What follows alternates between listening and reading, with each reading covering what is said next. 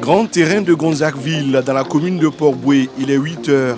Ce jeudi, coach Mermoz et son équipe sont en pleine séance. Fini la trêve, le championnat national de football féminin reprend ses droits. Les entraînements ont lieu 3 fois par semaine. Je pense que tout arrivera parce qu'on manque cruellement de beaucoup de choses. On joue le championnat sans les vestiaires, pour s'habiller, c'est un peu difficile parce que le terrain, il n'y a pas de vestiaire. Il faut s'habiller là où nous sommes, peut-être sur le banc même. Pour aller jouer des matchs, c'est un peu compliqué. Avec passion et dévouement, ces footballeuses se donnent à fond, même si elles ne bénéficient pas du statut juridique qui devrait accompagner leurs efforts et surtout protéger leurs droits. On parle des garçons et filles, c'est la même chose là au fait. Ils jouent avec les pieds, nous aussi on joue avec nos pieds. Voilà. Et je vois que nous avons essayé de voir par rapport à les subventions. Dans l'univers du football féminin, les réalités ne sont pas les mêmes que celles de leurs confrères hommes. Fatou, mère d'une fillette de 2 ans, a connu des moments difficiles au cours de sa grossesse. Ses dirigeants n'ont pas du tout apprécié. Je me rappelle le jour de l'annonce, le coach il était mécontent. Il n'était pas content, les coéquipiers, c'était quelques encouragements, d'autres, ça critiquait. Bon, moi, je n'ai pas écouté ça. J'ai bouché mes oreilles, j'ai continué parce que j'aime le football. Et aussi, j'aime ma vie d'être mère. De Gonzagueville à Ebimpe, d'un stade d'entraînement à un autre, l'engagement reste le même. L'homme a toujours l'impression d'être au devant alors que la femme a aussi ses droits puisque c'est le même entraînement. Donc, je pense à mon avis qu'il faudrait que la CAF et la FIFA mettent un couac et que c'est un plaidoyer au niveau des fédérations de valoriser le football féminin. Parce que l'émergence du foot même en général, c'est basé sur le football féminin en 2035. En Côte d'Ivoire, les femmes se retrouvent quelque peu isolées dans un environnement qui semble être taillé sur mesure pour les hommes. Les footballeuses ont du mal à vivre pleinement de leur activité.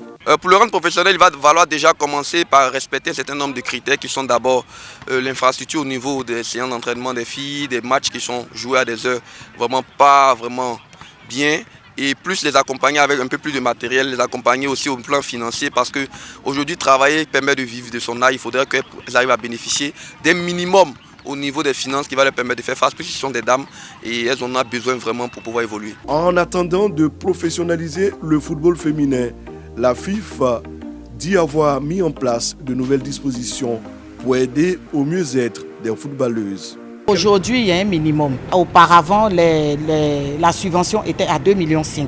Et aujourd'hui, la subvention est passée à 10 millions. Le club doit payer la prime de transport de la joueuse qui s'élève à 60 000 francs. C'est obligatoire. Maintenant, pour les salaires, ce n'est pas au niveau de la fédération.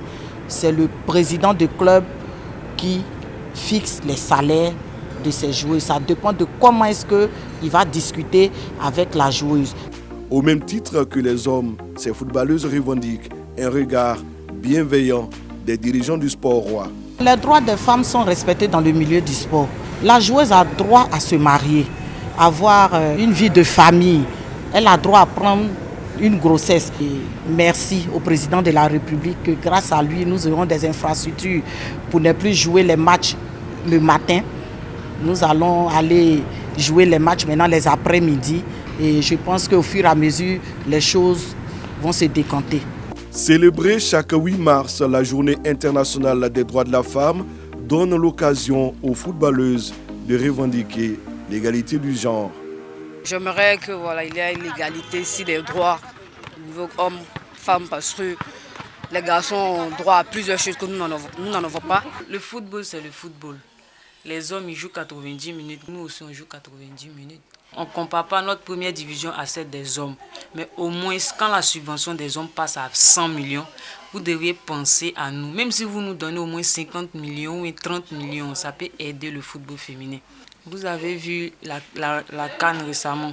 Les hommes ont fait vibrer toute l'Afrique entière, surtout notre pays, la Côte d'Ivoire. Nous aussi, nous pouvons le faire. Nous avons besoin juste que nos droits soient respectés. Dans l'ombre de son illustre aîné, le football féminin continue de se chercher une place au soleil. Une situation qui n'est pas faite pour favoriser l'épanouissement des footballeuses. en quête de conditions de vie et de travail plus favorables.